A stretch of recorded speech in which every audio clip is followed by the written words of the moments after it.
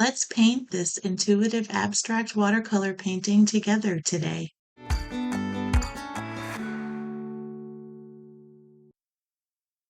Hey guys, it's Kate. Nice to see you back for another video. I am working on some intuitive watercolors today, just playing around with my paints and brush. So I'm starting off with spraying down my paints a little bit to get them nice and moist, and we're just going to see where this session takes us. So I've got my watercolor brush and I'm just kind of eyeing my colors, seeing where I want to make my first mark, which is the most challenging thing, I think, sometimes when you're staring at a blank page and you don't know what to do next. But I start off with my blue and I'm doing some light washes on here and just playing around with color a little bit.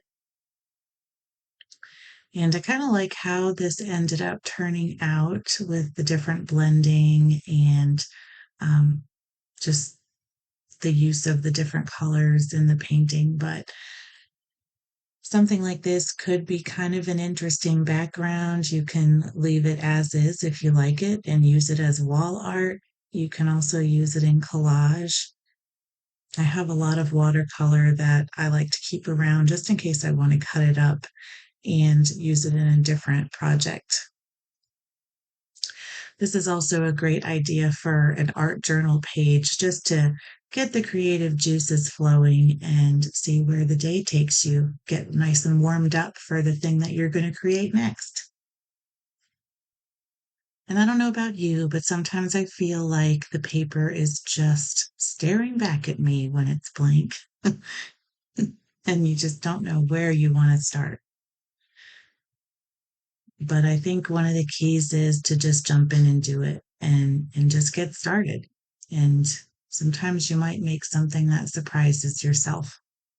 Or do you surprise yourself? How do you say that?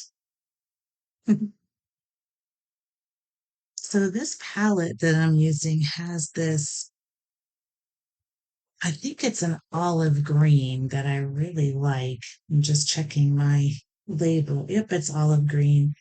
And it's a really nice kind of neutral color. I've been playing around with these Mozart paints, the Kohlrabi colors, and it's a set of 40 that I got for really a reasonable price on Amazon. I think it's under $25 at the time of this recording, and it's got a really nice color selection that I've been using to do some projects.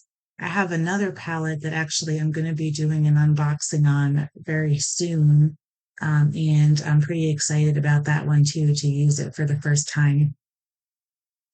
I also was at Walmart and I saw this brand there that I'd never heard of before called King Art.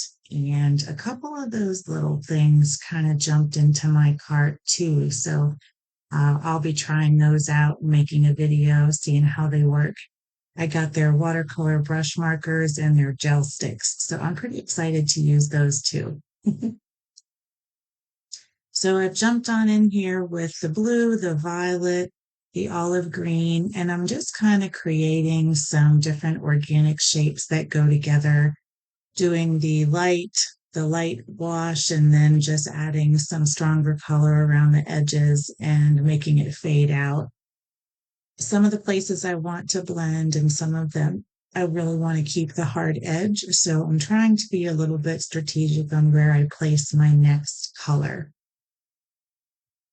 I really like some of the different backgrounds that you can make, almost like those galaxy paintings and stuff, where all the colors kind of blend together almost seamlessly, which is one of the beautiful things about watercolor. But I also like experimenting and, keeping things more separate with harder edges combined with the soft blended edges.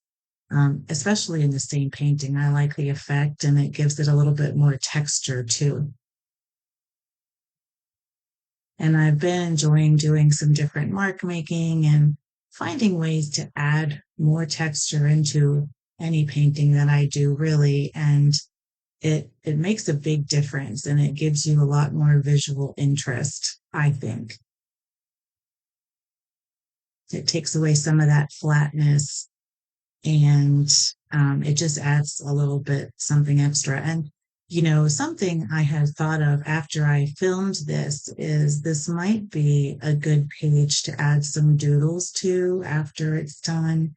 I actually haven't done that yet, but I might revisit this. So you may see a reappearance of this page in the future.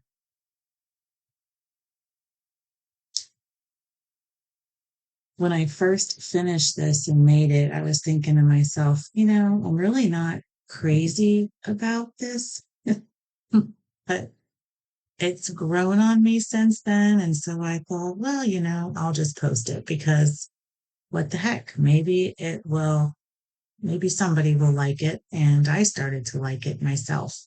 There might be some things I would do differently, but it was a lot of fun to create. And I wanted to share this with you.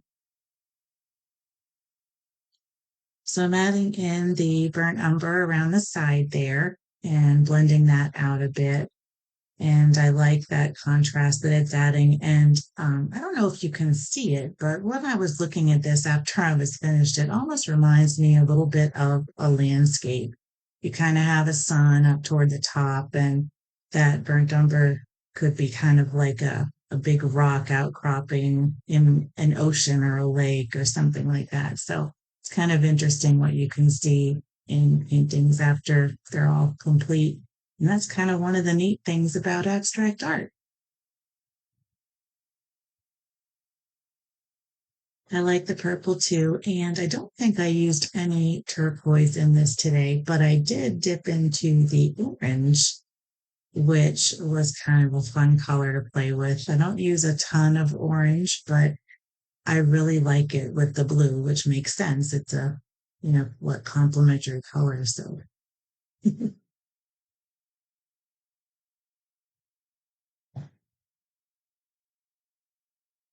think for this painting, I spent a lot of time considering where I wanted to make my next mark. And there's actually quite a bit of footage that I edited out with me just kind of sitting there with my paintbrush in hand. So, any of you out there ever experienced that? Where you just don't really know what to do next. And I find that a lot when I'm painting and I'm just trying to consider, and you almost just kind of sit there. So even if it might appear I'm just diving in, I actually spend some time considering this. And I don't know if you heard that in the background, but there's the Scampy girl. She's crying for attention again. Seems to always be when I am doing my voiceover. So she likes to make her cameos. She is definitely one for show business for sure. I'm actually reaching down and petting her right now while I'm on my microphone. So that's why she got quiet all of a sudden. And I'm not sure when the microphone picks her up because there's been a couple of times she seemed to meow really loud, and I thought for sure it's going to end up in the audio, and I couldn't hear it. So who knows if you can hear it, but she says hello. So I'm going in with my orange and putting that in a couple of different places.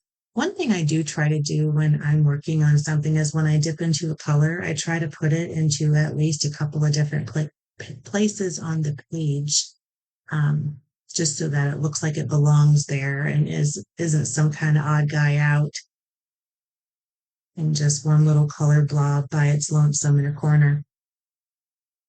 And I liked putting the orange inside those shapes with the olive green. I thought that went pretty nicely together. And then I'm adding a few more of the, just marks and lines and areas of some orange to kind of pull it together. But these paints have been a lot of fun to play with, and I'm really looking forward to moving on to the next palette and playing around with that too. And I have to be careful because I like to do a lot of different types of videos, but I seem to be on a watercolor kick the last couple of weeks. So my my page is definitely filling up with a lot of watercolor, but well, when you feel you got to do it, you got to do it, I guess. But I also have some things I want to try. Definitely those King art things. It's an inexpensive art supply for sure. I think um I'm going to try to reach out to them to ask them some questions about the product because it's kind of hard to find information. Be interesting to learn about how color fast it is or light fast and get some additional details on that. But as far as just, general hobby, crafting, painting, doing art journaling, they will likely work great. They look like they're pretty pigmented, so they'll be kind of interesting to play with. So I'm doing the finishing touches and adding three little orange dots up in the corner and letting them drip down a little bit. I do love my dots and I tend to put them somewhere in a lot of different things that I do. It's one of the marks that I really enjoy making, and it just seemed to have happened naturally. So I don't know if you have any certain types of marks that you really love. So thank you so much for watching this video today. And don't forget to let me know if this is content that you like. And until next time, keep creating.